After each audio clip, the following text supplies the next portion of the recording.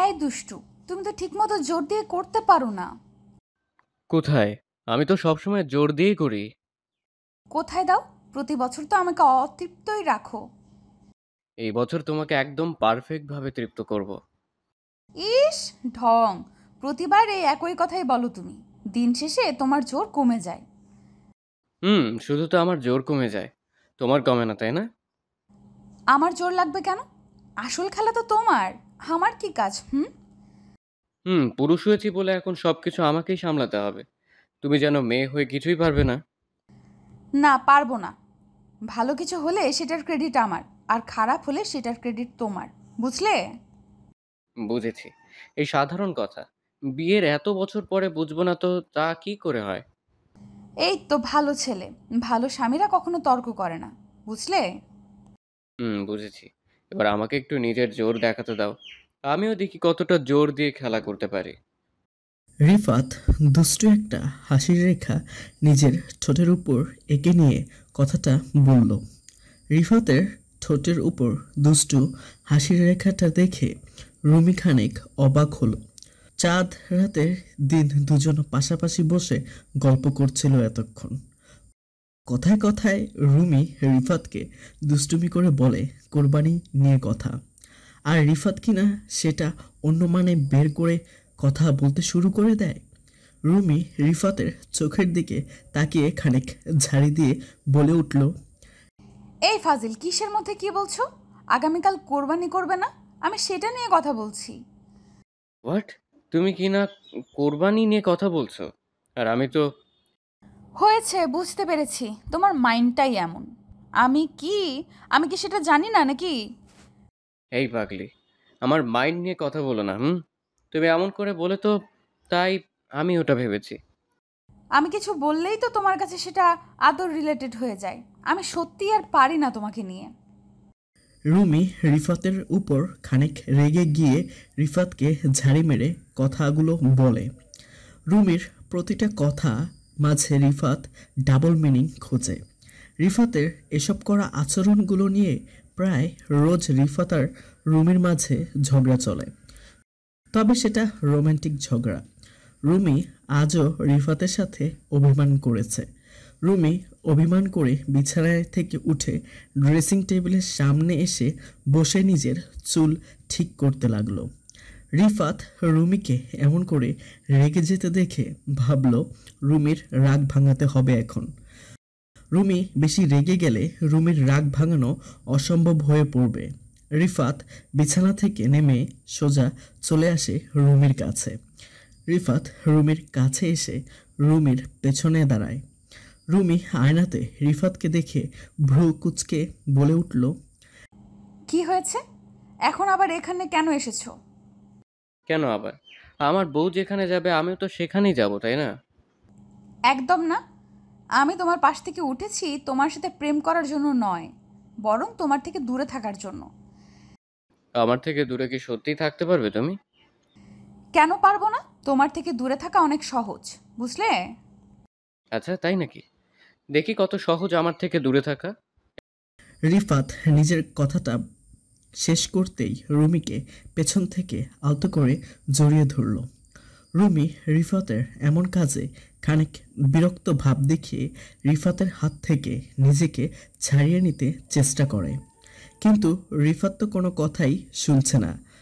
শক্ত করে রুমিকে নিজের বুকের সাথে লেপ্টে নিয়েছে সে। রুমি রিফাতকে এত শক্ত করে জড়িয়ে ধরেছে যে রুমি নিজেকে 1 ইঞ্চিও নড়াতে পারছে না। রিফাত রুমির কানের কাছে নিজের মুখ নিয়ে এসে রুমিকে উদ্দেশ্য করে ফিসফিস করে বলল, এই পাগলি, এত রেগে যাও কেন? আগামীকাল ঈদের দিন। আমরা গরু কোরবানি করব। এখন যদি আমার উপর রেগে থাকো তবে তো ঈদের দিনটাই মাটি হয়ে যাবে, তাই না? তুমি না সত্যিই একটা বদলোক। সিস্টেম ভালো বোঝো। আমাকে একটু অভিমানও করতে দিবে না তুমি। আমার উপর অভিমান করাটা কি এতই সহজ নাকি? আমার উপর তুমি অভিমান করতেই পারবে না। হয়েছে। এখন যাও তো, গিয়ে একটু ঘুমিয়ে নাও। সকালে তাড়াতাড়ি উঠে আবার নামাজ পড়তে যেতে হবে তো। আজ্ঞে না, তুমি এখন ঘুমোতে পারবো না। আমার ঘুম আসবে না। ওমা, কেন ঘুম আসবে না? রাত হয়েছে, এখন ঘুমাবে না তো কি করবে? কি করব মানে? ভরা যৌবন বয়সের একটা তরুণ ছেলেকে বিয়ে করে জিজ্ঞেস করছো কি করব? মানে এটাও কোনো কথা হলো? ছি ছি, এমন করে কথা বলতে লজ্জা করছে না তোমার? নিজের স্ত্রীর সামনে লজ্জা পায় যে জন, কে বলে তাহারে পুরুষ? নারী সেই জন। লজ্জা নারীর ভূষণ, পুরুষের নয়। হায় আল্লাহ, এই বেড়া দেখি সব কিছু জেনে শুনে পরিপূর্ণ জ্ঞান নিয়ে এসেছে। এখন আমি কি করব? তেমন কিছু করার নেই। আমি এখন তোমাকে আদর করব, সেটাই তোমাকে দেখতে হবে। রিফাত নিজের কথাটা শেষ করা মাত্রই ধুম করে রুমিকে নিজের কোলে তুলে নিল। রিফাত রুমিকে নিজের কোলে তুলে নিয়ে গোল গোল ঘুরতে লাগলো। রিফাত এক কথায় রুমি বলতে পাগল। রুমির জন্য সারাদিন তার মাথায় হাজার পাগলামি ঘোরে। রুমি রিফাতের গলা শক্ত হাতে জড়িয়ে ধরে রিফাতের চোখের দিকে তাকিয়ে আছে। এই চোখের ভাষা পড়ার চেষ্টা করছে রুমি। রিফাতের চোখের দিকে যখনই রুমি তাকায় তখনই রিফাতের চোখের মায়ায় সে পড়ে যায়। এতটা মায়া কেন পুরুষের চোখে থাকতে পারে সেটা যেন রিফাতকে না দেখলে হয়তো রুমি বিশ্বাস করতে পারতো না। রিফাত রুমিকে কোলে করে নিয়ে যায় বিছানায়। আলতো করে রুমিকে বিছানায় শুইয়ে দিয়ে রিফাত নিজের টি শার্ট খুলে ফেলে দিতেই রুমি আলতো করে নিজের হাত রাখে রিফাতের বুকের ওপর। রুমির হাতের ছোঁয়া রিফাতের বুকের উপর পড়তেই রিফাতের সারা শরীর কেঁপে উঠল। শরীরের রোমগুলো আচমকা দাঁড়িয়ে যায় রিফাতের। রিফাতের মনের মাঝে সেই অদ্ভুত ভালো লাগার অনুভূতির জন্ম হয় রুমির হাতের ছোঁয়ায়। রুমি শোয়া থেকে খানিক উঠে নিজের ঠোঁটজোড়া রিফাতের উন্মুক্ত বুকের সাথে ঠেকিয়ে দিয়ে ভালোবাসার পরশ এঁকে দিল রিফাতের বুকে। রিফাত রুমির মাথাটা আলতো করে নিজের বুকের সাথে চেপে নিয়ে রুমিকে উদ্দেশ্য করে ভীষণ অদ্ভুত কাঁপা কাঁপা কণ্ঠে রুমিকে উদ্দেশ্য করে বলে উঠল, এই পাগলি, কি করছো? এমন করে আমাকে চুমু খেলে যে আমি পাগল হয়ে যাব জান। আমি যে নিজের মাঝে থাকতে পারবো না। তোমাকে পাগল করে দিতেই তো আমি এখন চুমু খাচ্ছি। আমাকে পাগল করে দিলে কি আমাকে সামলাতে পারবে? কেন পারবো না? আমি সব কিছু সামলাতে পারি। আর আপনাকে সামলানো আমার কাছে এত কঠিন কিছু না। উফ, তাই? দেখি কেমন করে সামলাও আমায়। আমিও কম না, এটা ভুলে যেও না। রিফাত নিজের কথাটা শেষ করে রুমির গোলাপি রঙের ঠোঁটের দিকে তাকালো। রুমি রিফাতের গোলাপি রঙের ঠোঁটের দিকে দৃষ্টিপাত করতেই দেখতে পেল রুমির ঠোঁটজোড়া আলগা হয়ে আছে। হয়তো রুমি নিজের ঠোঁট আলগা করে রেখে রিফাতকে ডাকছে তার কাছে ভালোবাসার পরশ দেওয়ার জন্য। রিফাত রুমির এই ডাককে এড়িয়ে যেতে পারবে না। রিফাত রুমির পিঠের নিচে নিজের হাত ঢুকিয়ে দিয়ে একটা হ্যাচকা টান দিয়ে রুমিকে নিজের উপর নিয়ে আসলো। রুমিকে নিজের বুকের উপর নিয়ে আসতেই রুমি ধুম করে নিজের ঠোঁটজোড়া রিফাতের ঠোঁটজোড়া শক্ত করে চেপে ধরল। রুমি পরম আবেশে নিজের ঠোঁট দিয়ে পরপর অনেকগুলো চুমু এঁকে দিল রিফাতের ঠোঁটের উপর। রিফাত নিজেও রুমির ঠোঁটের উপর ভালোবাসার পরশ এঁকে দিতে লাগলো। দুজন যেন উন্মাদ পাগল হয়ে উঠল।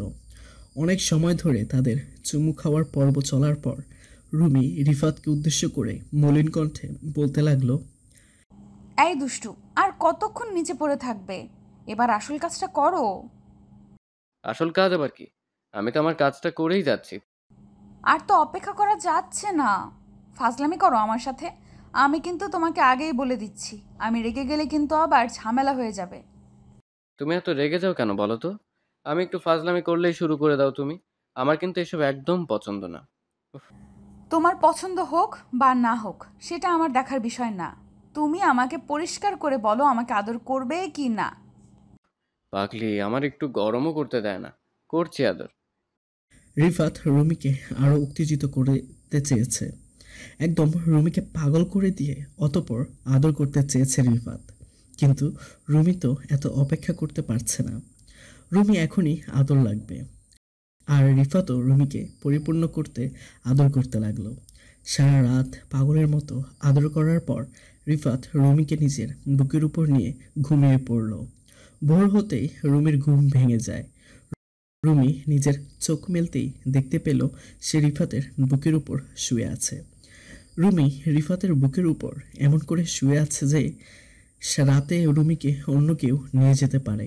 তাই রিফাত রুমিকে ঘুমের মাঝেও শক্ত করে জড়িয়ে ধরেছে। রুমি রিফাতের পাগলামি দেখে মুচকি হাসি দিয়ে আলতো করে রিফাতের কপালে ভালোবাসার পরশ এঁকে দিয়ে রিফাতকে ডেকে দিতে লাগলো। রিফাত তো ঘুমে বিভোর হয়ে আছে, রিফাতের কোনো দিকে খেয়াল নেই। রুমি বারবার রিফাতকে ডাকার পরও রিফাত কোনো শব্দ করল না। অতঃপর আর কি, রুমি খানিক বাধ্য হয়ে রিফাতের আঙুলে কামড় বসিয়ে দিল। রুমির কামড় খেয়ে রিফাত হকচকিয়ে উঠে রুমির দিকে দৃষ্টিপাত করে বলতে লাগলো, এই কি হয়েছে কি? আমার হাতের উপর এমন করে কামড়ে দিলে কেন? তো কি করব? কতক্ষণ ধরে ডাকছি তোমায়, আমার ডাক তো মনে হয় শুনতেই পাও না তুমি। আমি তোমার ডাক ঠিক শুনতে পেয়েছি, কিন্তু ইচ্ছে করে উঠিনি, তাই বলে তুমি কামড়ে দিবে? ওরে আমার নবাব বাহাদুর শাহ, আপনি কি ভুলে গেছেন আজ ঈদের নামাজ পড়তে হবে, সেই সাথে পশু কোরবানি করতে হবে? ওসব কি ভোলা যায়? আমার সব মনে আছে, কিন্তু কি করব বলুন মহারানী। আমার স্ত্রী আমাকে এতটা আদর দিয়েছে যে আমার আর এখন উঠতে ইচ্ছে করছে না। ফাজলামি করো না বুঝলে, সকাল সকাল ভালো কথা বলতে হয়, এইসব আদর নিয়ে কথা বলার কি প্রয়োজন? অনেক প্রয়োজন। যেটা করেছো সাথেরটা কি আমি বলতে পারবো না? ইস রে, এমনভাবে কথা বলছো যেন আমি নিজেই সব করেছি। তুমি কিছু করনি? আমি কি করলাম? আমি তো তোমার আদরকে উপভোগ করেছি, আর কিছুই না। হয়েছে, আমার ঘাট হয়েছে, এবার উঠে যাও, ফ্রেশ হয়ে নাও, আমিও ফ্রেশ হব। ওঠো। রুমি রিফাতকে ডেকে দিয়ে রিফাতের বুকের উপর থেকে উঠে পড়তে নিল। কিন্তু রিফাত তো এত সহজে রুমিকে ছাড়বে না। রিফাত রুমির কোমর আরও শক্ত করে জড়িয়ে ধরল। রিফাত রুমির কোমর আরও শক্ত করে জড়িয়ে ধরতেই রুমি অবাক হয়ে গিয়ে কৌতূহলী কণ্ঠে রিফাতকে উদ্দেশ্য করে বলল, কি হলো, আবারও আমাকে এমন করে জাপটে ধরলে কেন? তুমি হয়তো ভুলে গেছো, আমাকে ঘুষ না দিলে আমি তোমাকে ছাড়ি না। এটা অনেক আগে থেকেই নিয়ম করা।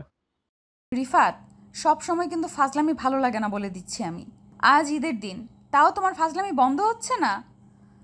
আমার ফাজলামিটা ননস্টপ, এটাকে কোনোভাবেই বন্ধ করা যাবে না। আমাকে চুমু দাও, নয়তো এমন করেই আমার বুকের উপর শুয়ে থাকো।